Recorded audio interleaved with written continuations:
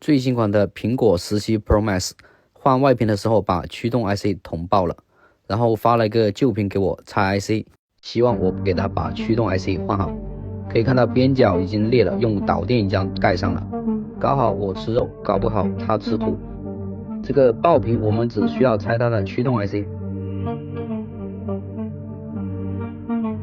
两个 IC 都要涂上药水，放置3-4个小时才能把 IC 完整的取下来。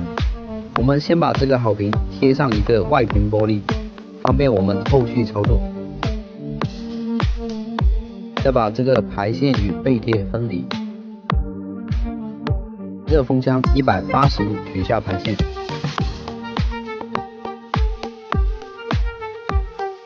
再用棉签配合清洗水把线路压接位洗干净。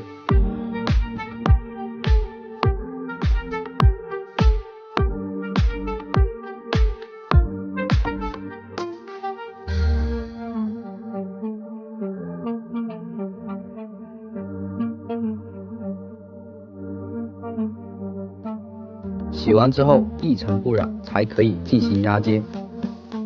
屏幕上的排线也要翻开。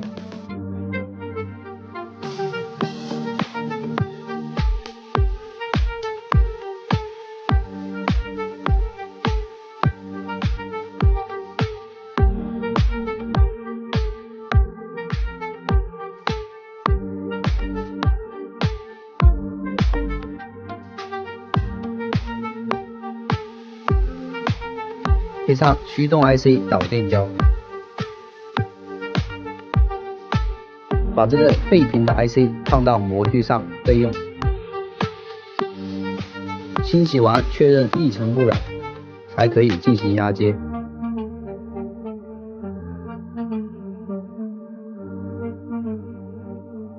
这里一定要把线路的位置一一对齐，才可以进行压接。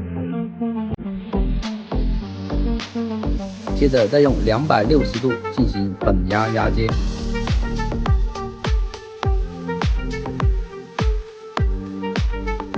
然后我们把原屏幕上显示 IC 拆下来，再把爆屏上面的显示 IC 装到原排线上面，因为这个显示 IC 跟驱动 IC 是配套的。移植好 IC 的排线后，我们就可以进行排线压接。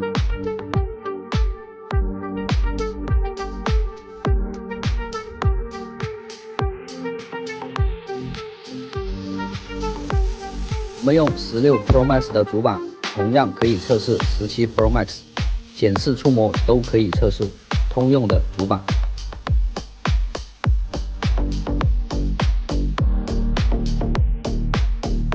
最后再把排线折回原位。